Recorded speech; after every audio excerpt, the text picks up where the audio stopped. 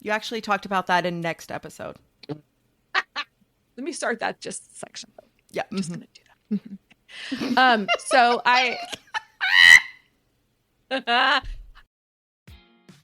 Yay, you're here. Welcome to How to Be a Grown-Up with CK and GK. Let's get started.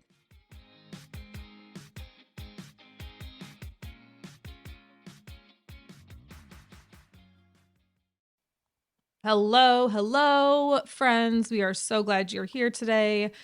Welcome to How to Be a Grown-Up, the show with hosts who are constantly hunting for dopamine. Yes?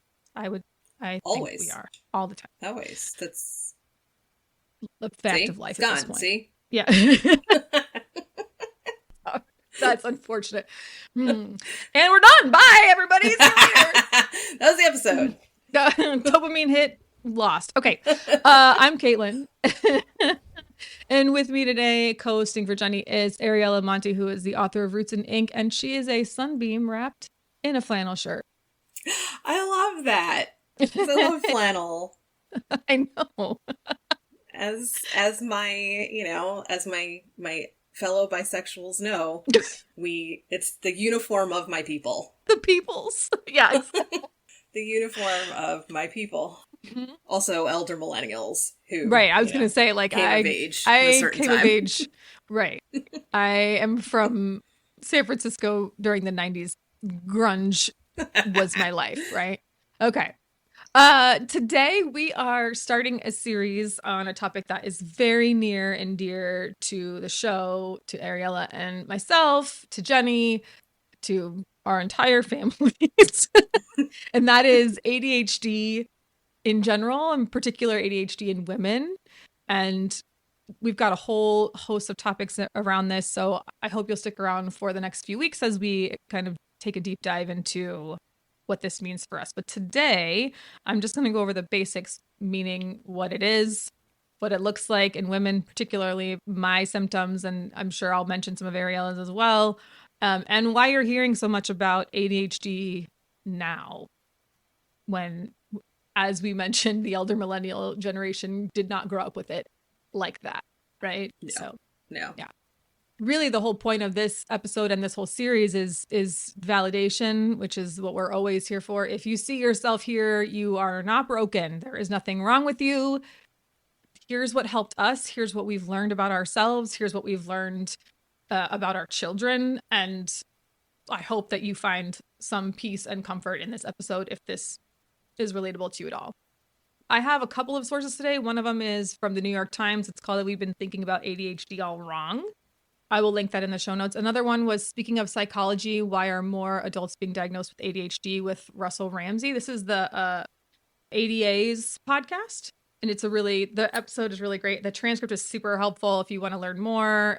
Really, really fascinating. So highly recommend. And of course, us, as we've learned things from therapists.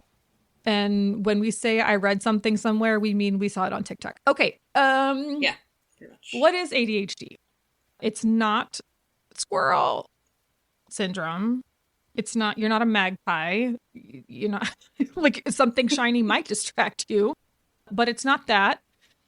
It gets characterized in some funky ways, which I will go into in just a second. But imagine your brain or your computer with 47 tabs open. Someone else is holding the mouse.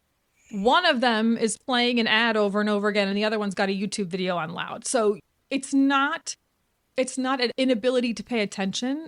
Rather, I would characterize it as the inability to focus one's attention on one thing at a time. It's you're hypersensitive to everything, so everything is getting your attention all at once.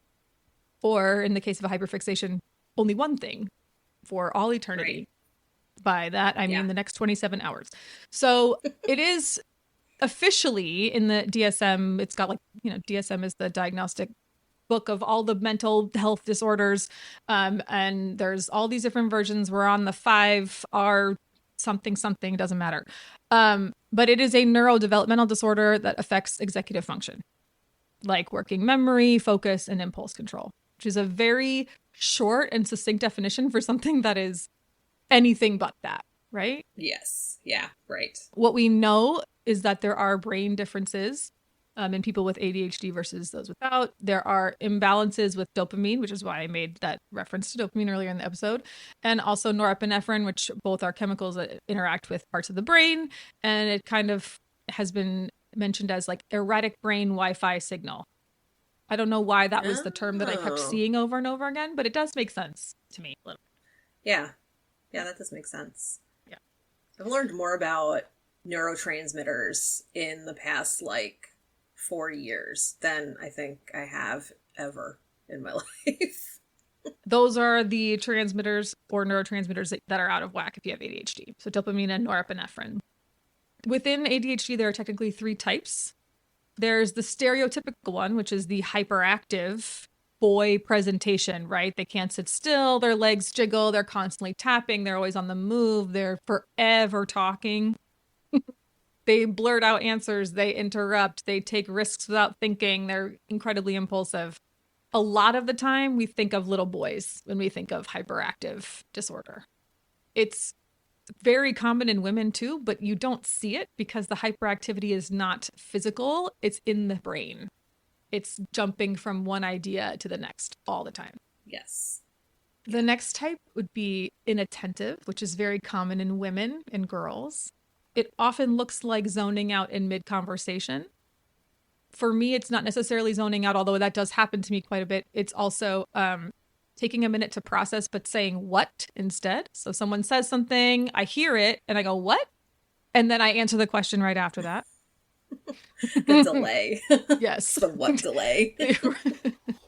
I swear I'm not stupid. I just needed a second.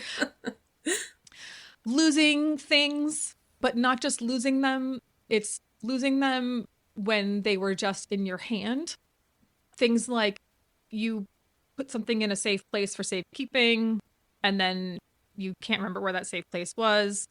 You have folders for folders for folders in your computer, so everything is too complicated. You overcomplicate the organization, so you lose things that way. I often will put something down and then need it 13 seconds later and cannot find it. And you'll often hear people say, someone took my, and then they're like, oh, my bad. Nobody took it. You just didn't know. Avoiding tasks that demand your focus, like my taxes that did not get done until very late this year. And time blindness is another inattentive symptom. This is probably the one that makes my husband the most crazy, because I'll be ready in 5 minutes actually means 45 or 15 or 20. Mm-hmm. This is the one where people they don't seem ADHD. You don't seem like you have ADHD because it's not hyperactive, but it is the other type. And then, of course, there's the combined type, the one I'm the most familiar with. It looks like both. And, that hyperactivity and inattention. For me, the hyperactivity is in my head, and then I have the inattention. This is the person who starts 10 projects and finishes 0. Yeah. Like me and my crochet Snoopy that only took me 4 months to complete. Talks fast, jumps between topics, forgets appointments, and it should be well noted that this is the most common type for adults to experience. And honestly, characterizing someone as just one or just the other is pretty ridiculous. It just doesn't really exist that way. So there have been many attempts to pinpoint an actual biological marker for people with ADHD. Some of them said things like, oh, they have less brain power. They don't process as fast. They're not as smart. Their brain mass is smaller. There's all these things that have happened in the past trying to diagnose someone with ADHD. But unlike something like hypothyroidism or diabetes or other physical ailments, there is no medical test. The things that we've said do prove someone has ADHD biologically have actually all been debunked, and there's no way to assess for ADHD with a physical exam like that. So the criteria for diagnosing are fairly subjective in nature, and it makes that diagnosis something of an art for most specialists. So the other piece to consider here is that there's a lot of overlap between ADHD symptoms and symptoms of other disorders like depression, anxiety, dyslexia is even one, and autism is a huge overlap between the two. So there's a lot to be said here with what it actually is and what it isn't, because there's so much overlap and there's so much gray area around what it actually is and looks like. But I thought this statistic was fascinating. One of the things about ADHD is that it often has comorbidities that go along with it, right? So this from the New York Times article says more than 3/4 of children diagnosed with ADHD do have another mental health condition as well, according to the CDC. And more than a third have a diagnosis of anxiety. A similar fraction have a diagnosed learning disorder, and 44% have been diagnosed with a behavioral disorder like oppositional defiant disorder or ODD on top of their ADHD diagnosis. That's my kid in like one paragraph, diagnosed with ODD and anxiety and ADHD combined type. Mm-hmm. So, yeah. It's a lot. Yeah, it is a lot. And then myself, I was diagnosed with anxiety in my early 20s, depression in my teens, but it took until I was 38 to get my ADHD diagnosis. And it was like, once I got the ADHD diagnosis, a lot of my anxiety symptoms made sense. Yes. It was like the missing piece. Yeah, agree. And I was actually also 38 when I had my diagnosis, and I had also been diagnosed with anxiety. And actually my therapist at the time was like asking me kind of about how my family tends to process things. And I mentioned my sister, who I firmly believe does, and she manages herself very well. And I don't think she has an official diagnosis, but I do believe, just watching and looking at how she conducts herself, she thinks she does. And my therapist goes, "Your sister, but not you?" And I went, "What?" And she was like, "Yeah, I think you. I think you need to go get a diagnosis." And then, true to ADHD form, I didn't get one for another 1.5 years after that. Okay, so let's talk about what it actually looks like, because this is you might see yourself here. Just so you know, it's less like can't sit still for women and more like, why is my life a mess? Why? I need a grown up. So here are some common overlooked signs, and then we'll go into some additional symptoms. Masking. You are a perfectionist, but that's because you are hiding chaos. So me, I have many planners. I have I have a phone calendar that I have everything on. I have things written down, but they're all written down in different places, which is why I need one place to centralize everything. But this perfectionism that you have that's masking all the chaos in your life, it gets exhausting. Like it's a very tiresome mask that you are wearing. It's heavy. Time blindness, as I mentioned earlier, I'll leave in 5 minutes. It's actually 17 minutes later, and then you're late.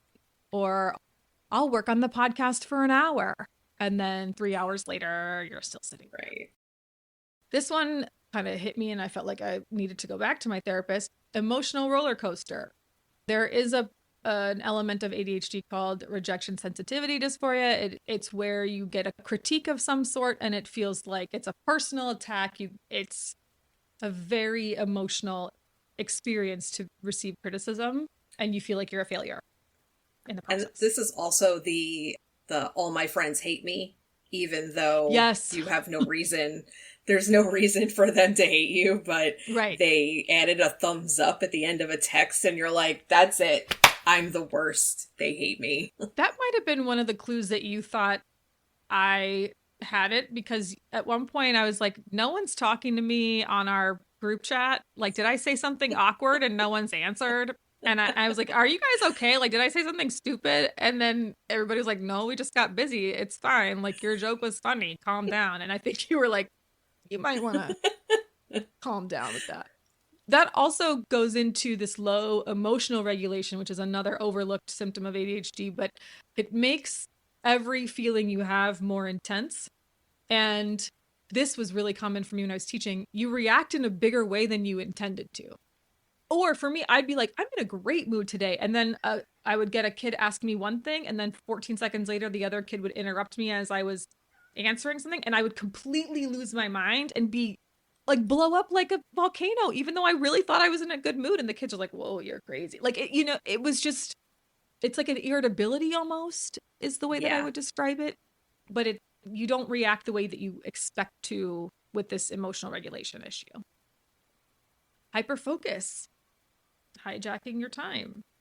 Maybe you wanted to put away the box of Cheerios and instead you reorganized the entire pantry. Yeah, I updated my LinkedIn profile, which I go into. I don't use LinkedIn. Like, I'm not a corporate business person, so I don't use it. But my sister wanted me to share something that she posted, so of course I'm gonna do it. So, but then I logged in there and I ended up staying up well past my bedtime redoing my LinkedIn profile because the hyperfocus took over. That's amazing. At 10:30 at night. That's amazing. Also, do I hear chickens in the background? Yeah, those are my chickens. They're probably laying an egg or something like that. Yeah. It's amazing. Hi, chickens. The other one that I'm going to add in, this other symptom, is overthinking everything. It kind of goes into that low emotional regulation piece. I can't speak for everybody who has this, but for me, I always felt like I was a little bit off compared to my friends, especially in school.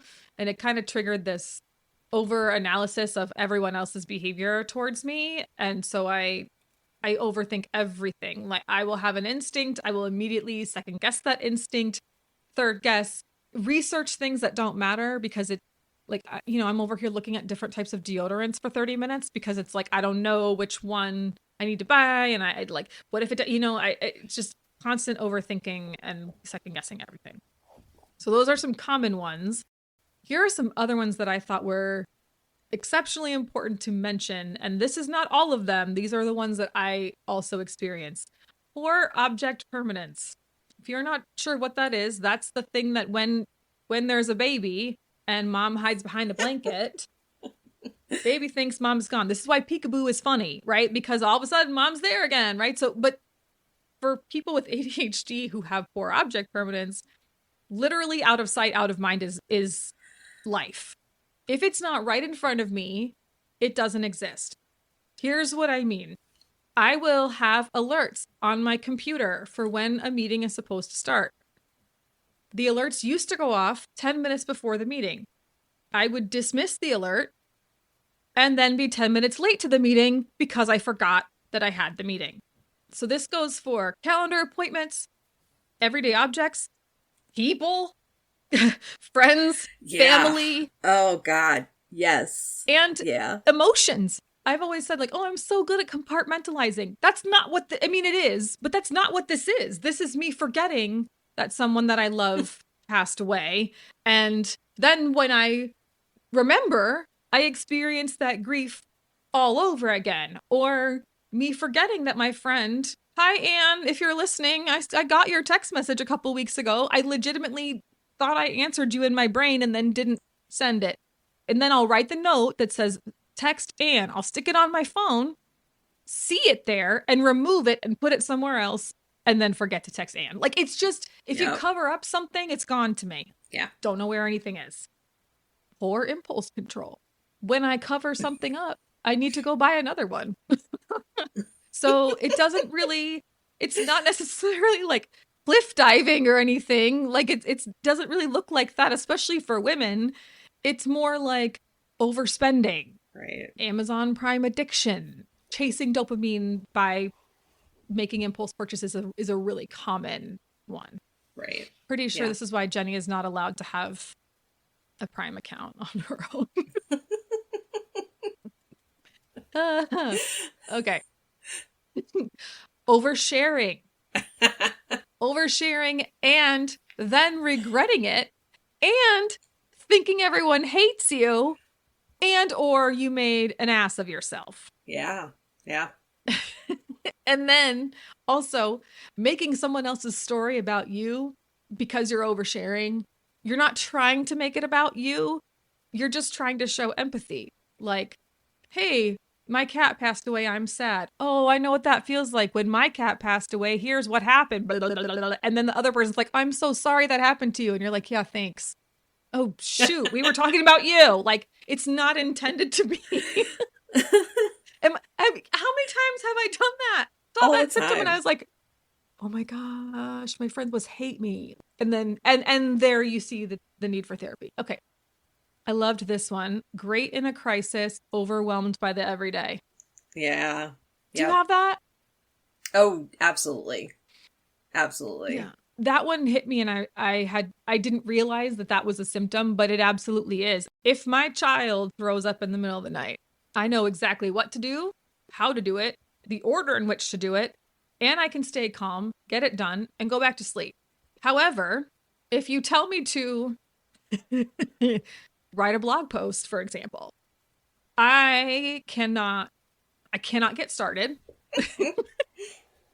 I cannot do it. I'm like, but I have this idea, and then I have this idea, and then oh shoot, but I also need to have the graphics, and then I can't do I can't move on to I can't write the next paragraph unless I have the graphic that goes with it. Like it's just complete overwhelm, and it turns into paralysis because Yeah. there's so much to do in your head that you can't even see what the next step is. Yeah, absolutely. So, and then poor self-esteem, because you know all these things about yourself. You know you have poor impulse control. You know you overshare. You know that you get overwhelmed easily. You know that you are terrible with time. You know that you overthink things, and then you internalize those things with your RSD and strive to be perfect. So you get a lot of intense perfectionism. So I'm looking at my type A girlies over here. I personally consider myself to be type A minus because of the ADHD piece, but I want to be type A. I aspire. And then that perfectionism also becomes people pleasing behavior. And you'll often see people with ADHD who are extremely kind because they know what it feels like to be on the receiving end of someone who is not extremely kind. And then you often see that kindness sort of get taken advantage of. It can lead to mostly taken advantage of, but straight up abuse is something that you'll see a lot of ADHD people experience because they want so badly to please, and people know that. That's symptoms. I feel like here I am oversharing about myself. You're welcome, everyone. This is Real Talk with Caitlin. Here's why it's missed in women. We talked about this a little bit earlier. Cultural bias, guys. So for a long time, we researched boys. Boys were who we focused our attention on. It was considered a boy disorder. And little girls, their symptoms manifest differently than little boys. Girls, it tends to manifest itself as more anxiety related, whereas boys, you see that hyperactivity a little bit more. So there is a little bit of that's causing that lack of research into what it looks like in women. And then there's also the way we raised boys versus raising girls, whereas boys were allowed to be rambunctious and girls were supposed to be quiet. So I think that's part of where the internal hyperactivity kind of stemmed from. And also, fidgeting that maybe we didn't realize was fidgeting when we were kids. And sensory seeking because girls were not socialized when we were kids. Yes. It was not socially acceptable for girls to be a bit feral. No, she got labeled a tomboy right away if she was... Oh, yeah.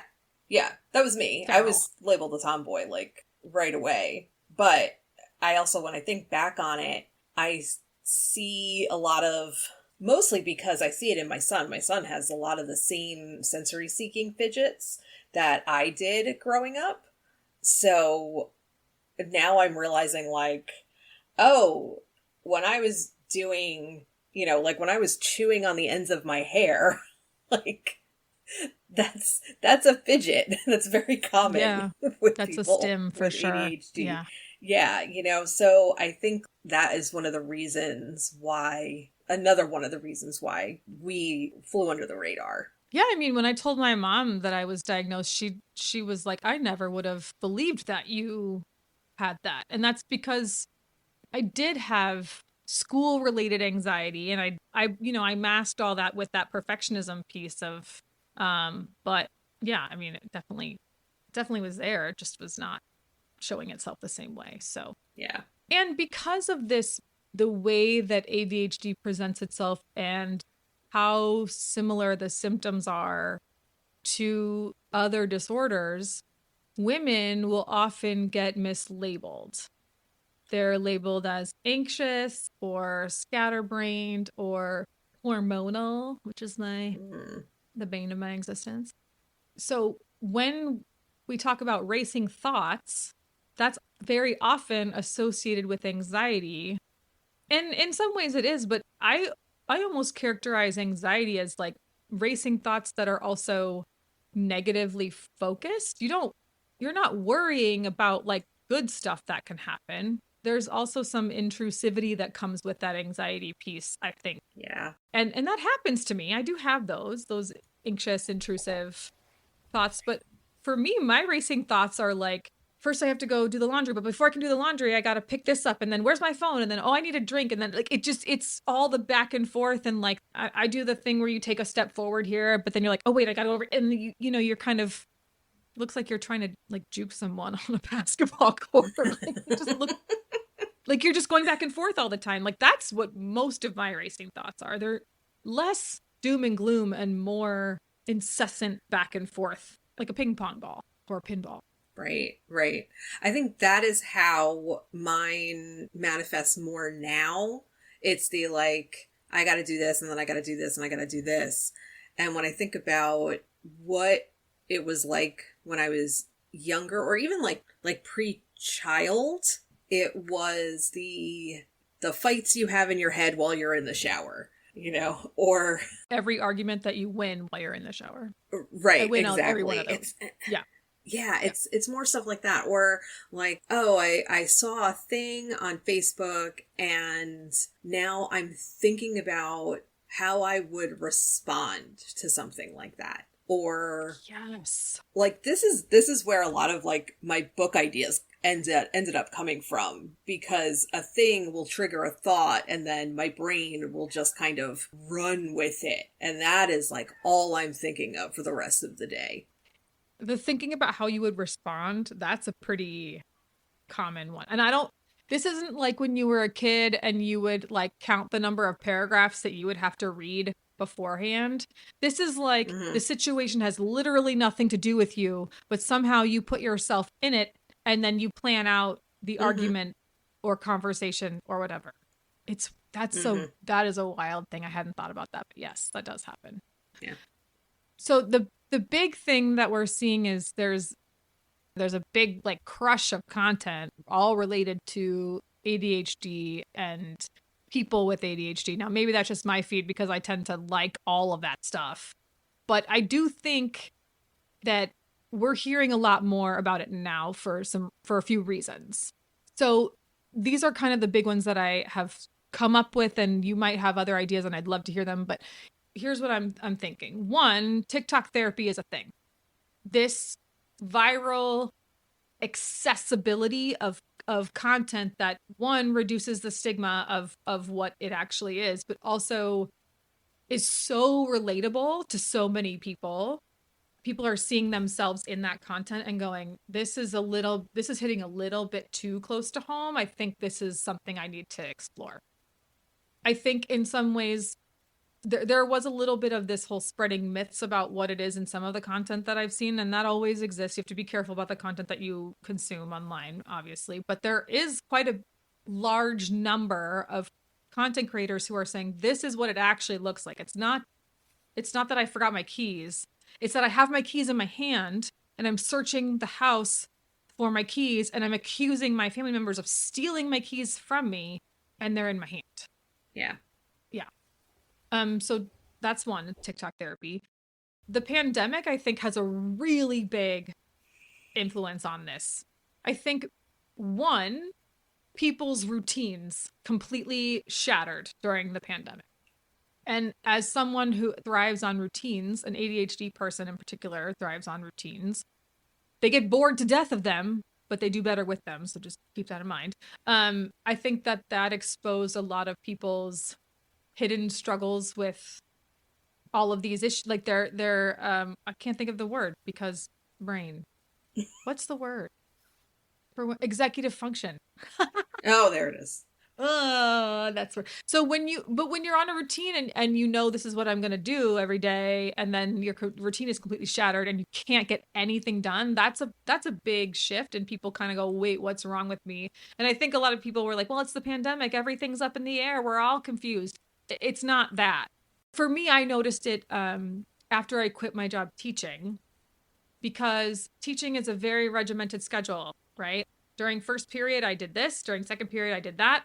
And eighth period is when I always made my copies, and I could only pee during this time of the day. Like you had to follow a very structured routine. And then I started working at home, and I could not manage my workload.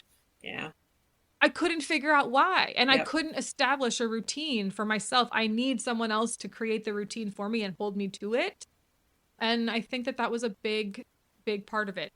And in addition to the pandemic shattering routines, you also have people saying during the pandemic, you need to take care of your mental health. This is a scary time for mental health. Be aware of what's happening. Seek out support, blah, blah, blah, blah, blah. And so people actually started to take it seriously and do that.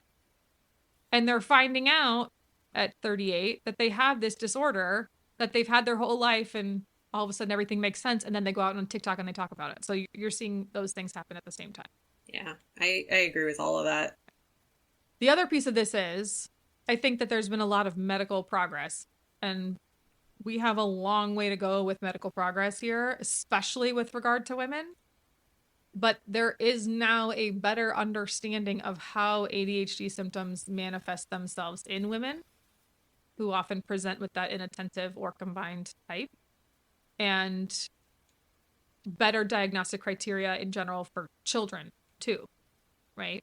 Right.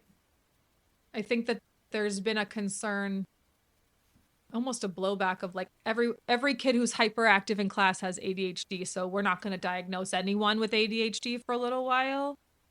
And I think now that we have better criteria of what that hyperactivity actually looks like, it's not being hyperactive, it's that this impairment that you have actually impairs your everyday function. Right. Hyperactivity is fine if it's not messing with your everyday life, but when it is affecting your ability to learn or do your job or be a nice human, any of those things, it's time to get help.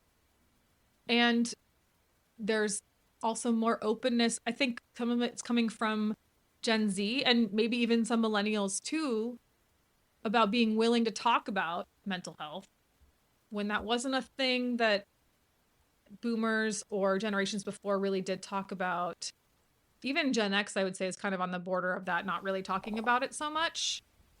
I think they're kind of coming along for the ride, though, with millennials in that sense. But I think there's some generational influence making it more prevalent in society now, too.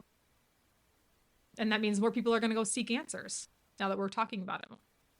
Yep. I think some of it is also people our age, so in like their 30s and their 40s. A lot of us who, because it's genetic, our kids are getting diagnosed, and we're seeing those symptoms like in our kids. Like my kid got his diagnosis like 2 months before I did, and it was not just a couple of friends starting to get diagnosed because their kids got diagnosed, but it was, researching ADHD in children and it sounding very familiar and seeing a lot of the same challenges that my child had, I also had. And I think that's part of it too. I think with the better diagnostic criteria, and then you've got the kids getting diagnosed, and now we know for sure that it's genetic. When the kids were getting diagnosed, the parents are like, oh, maybe. Well, I mean, that's what happened to me. I mean, I was like, oh my gosh, my 6 year. So they don't diagnose kids before age 6. And my son was 6 and like a couple of weeks. And we were like, look, we got to find out. And we did. And if it was obvious when he was that little, the apple didn't fall far from the tree. And Mm-hmm. We know it's not my husband. So, Yeah. so I'm looking at all these Yeah. symptoms and going, yeah, that's a little too, this is, yep, yeah, check, check, check, check, double check. Oh my gosh, this is my life. Everything makes sense. It's the most validating feeling Mm-hmm. too, to have that. But you're Yeah. right. I think that's a Yeah. big piece of it. This whole openness and better criteria and people seeking answers and getting it for their kids. That advocacy is now turning into self-advocacy too, which is pretty special. Right. Right. And ignore we can't we can't ignore the hormonal aspect of it too, because we do know that your cycle does impact your ADHD symptoms, and with more of us entering like our late 30s, early 40s and hitting perimenopause when our hormones are starting to go bananas, that's going to have an impact on our symptoms. So symptoms that we have maybe were able to handle or didn't know that they were symptoms are now not allowing us to function in every day. So it's like, oh, well, like, what's wrong with me? And like one, again, like now you're one thing leads to another. And I think that is playing a role as well.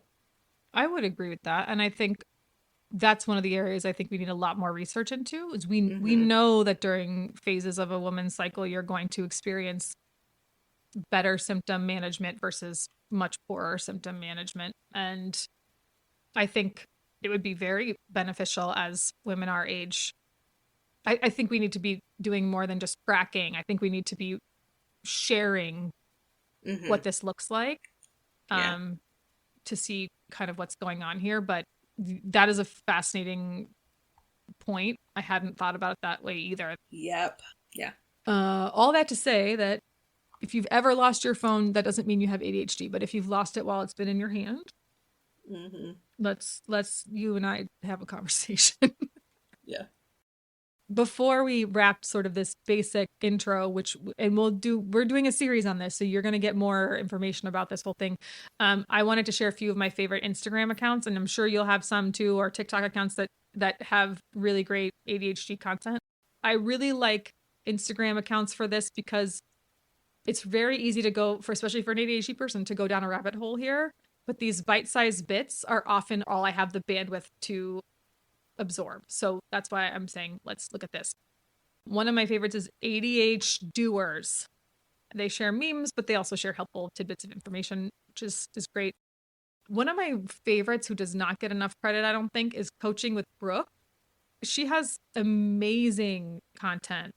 And you're going to hear all kinds of content from Coaching with Brooke because she has so many actionable tips. One that I found so helpful that I actually had to comment and say, like, I use this and this is a life-changing tip for me. Thank you so much. The other that I really like is Alex Partridge 100, and there's Alex_Partridge_100. He is the founder of Unilad. Have you heard of that account? Oh, yeah. Yeah. Yeah, he's the founder of Unilad. He just wrote a book. He's got a podcast that is ADHD related. And he has this one post that it's pinned in his profile if you go find it. But it's like how to spot a woman with ADHD in 25 seconds or less. And it was one of those moments where I was like, oh, this hurts me. Oh, I'm going to start to cry. Oh, this is too real. Oh, my goodness. And I had to put it down for a second before I watched it like 6 more times. But I legitimately had tears in my eyes because I was like, this man is nailing this. But anyway, those are a few good ones. We're going to come back in just a minute and talk about our hyperfixations and things we finally got done this week. So stick around. We'll be right back. For links to resources mentioned in this episode, head on over to ckandgkpodcast.com/blog to find everything you need. And be sure to follow us on social media. Head over to your favorite social media network and find us at CKNGK Podcast. And now, back to the show. All right, we're back. Instead of an obsession, we're going to call it a hyperfixation, which is more than an obsession. It becomes your life for the next 47 hours. And then you buy all the things. And then when all the things show up, the dopamine's gone and you move on to a new hobby. That's my experience. Pretty much. Hello, Pretty much. crochet. Okay. What's yours right now? Well, I've got to say that lately, the past 24 hours, my hyperfixation has been Pope Leo. And finding out... He's a White Sox fan, guys! Oh, really? So happy. Yeah. So happy. Yeah, as a former Catholic, but somebody who remains culturally Catholic, I guess, I was more invested in the Pope choosing than I thought I was going to be. And yeah, yesterday I got just about no work done because I was like, I need to know more about this person. And if he's going to make things better, worse, or, about the same, or, I'm fine with this status quo is about what I would expect from the church. Yeah, I'm with you. I have feels about this. It's super cool that this is a South Chicago born and bred Pope. Like, that is a very awesome thing. 267 popes and not one of them has been American. So that's kind of a big deal. I get the sense that he's going to be his own dude and do his own thing, which is kind of great. But he's also of a similar order. I don't want to say similar because I don't know how similar he is, but like, he's of one of those orders of Catholicism where there's a very big emphasis on marginalized groups of people. So I'm optimistic. Yeah. But I think he'll toe the party line for the most part. Mm-hmm. But I'm with you. I like him. So far I'm happy. So that is what I've been, hyper focused on anytime I'm on the internets. And I anticipate it being my hyper focus for maybe another 24 hours. And then I'll be over it and I will move on to something else. Yeah, that sounds about right. I like that one, though. That's a good one. I don't know that I have a particular hyperfixation right now. I did have a hyperfixation yesterday with work. I was very invested in making, this is so dumb, in making a table of contents page, a table of contents like piece of code on a web page where you can click the thing and go and scroll to the next part of the article that you want to read. I was very invested in making it sticky, which means that it scrolls with you. So you scroll and then it just stays there right next. And I am frustrated because on one page on our website, it's sticky. And on another page on our website, which I cloned the original page, it's not sticky. And I don't know why. So I'm very invested in figuring out why. And I may or may not have broken something in the process, but I did go fix it. So Jim, if you're listening, I fixed it, I swear. But I did break a little something. So, oopsies. It's fine. It's fine. It's fine. It's fine. It's all fine. It's fine. It's back to normal now. Fine. It's fine. Fine. Yeah. Totally fine. That was my hyperfixation, though, is like fiddling with the website and trying to get it the way that I want. But yeah. Okay, did you accomplish, so one of the other things we talked about is task avoidance, anything that's going to take too much focus and effort. So did you accomplish anything? Instead of your gem, did you accomplish anything this week? I registered my car 6 months late. No, not 6 months late. I take it back. Not 6 months late. I registered my car only 2 months late? 3? 2 or 3 months late. How did you get away with driving? How did you not get ticketed? Like, I luck. I don't know. Got nothing. I got nothing because the ADHD angels were looking out for you. Yeah, I mean, I back in January, I did get my car inspected 2 months early, which is well within range for it. And I was like, yes, look at me. I'm an adult. I am doing great. I am winning. Yep. And then I kept forgetting. I just kept putting off Yeah, no. I mean, the worst was a year and a half late during COVID. But they also, during COVID, they extended it. So, like, they gave you, like, a buffer year or something. So, technically, it was only, like, 6 months. But that was the time that I did get pulled over.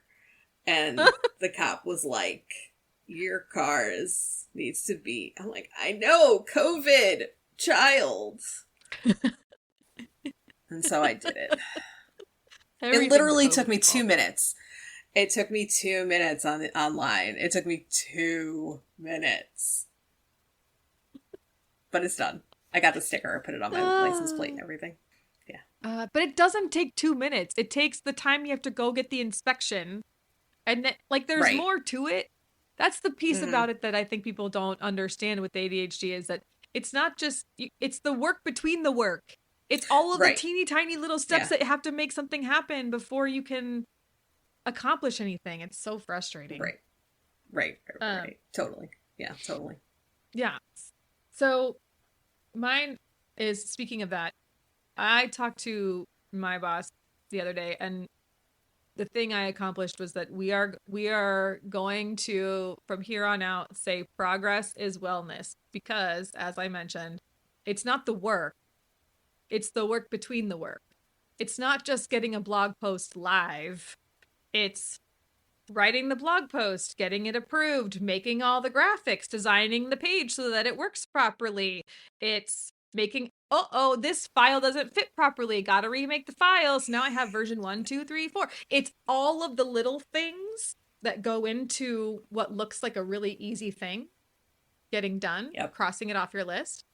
And so, as nutso as it sounds, what we accomplished was we're going to set up, we have a task manager, and we're just going to set it up so that you can see the progress. We're going to put in every little subtask, and we're going to, that way you can see the progress, and it's going to be so much better for both of our mental health, because we feel very overwhelmed by all the things that are on our plate right now. And yet we are accomplishing things. It just looks like you're not, because you can't cross the big thing off just yet. Right. So when I look at what I accomplished this week, I actually can cross some things off my list, because I did get things done, because I can see that, you know what I mean? I can see all the little stuff. So that's my accomplishment, is that I can't cross off any big things. That's okay, but I can cross off a bunch of little things. I'm gonna accept that progress is wellness. Yes, I agree. That works. So, okay. Well, this has been, I personally think, a very helpful conversation for myself. I think so. I hope you see yourself in this. I hope it feels validating. I hope that if you do see yourself in this and you don't have a diagnosis, that you reach out to someone who can help you. Check out those creators on Instagram and see if any of them resonate with you. If they do, again, please go find someone who can be supportive. And I think that's all for today. Yeah. Oh, and we are not doctors or mental health professionals. That is a very excellent point. Yeah, we forgot to say that because, ADHD. Please seek professional help. Right. Professional not us. Help, not us. We are just sharing information. Go see somebody who went to school for this stuff. And the ADA. Yeah, go see a real doctor, not me. Yeah. I mean, at least you've got a bachelor's in science. Yeah, it's a science. Yeah. Yeah. I suppose that counts. But it's not a doctor. No. I'm not a doctor. Okay. So, as Jenny would say, make good choices. And I'm going to ask one more time for you to vote for me for the Women Podcasters Awards. The link is in the show notes. It's at the very top, right underneath where it says, send us a text. It just says, vote for me. So please do that, because I want external validation. Okay? Exactly. Bye. Bye.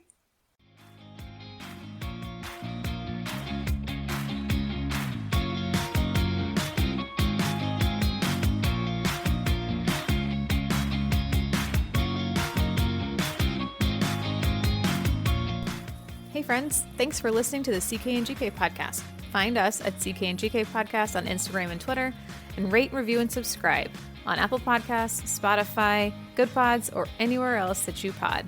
See you next time.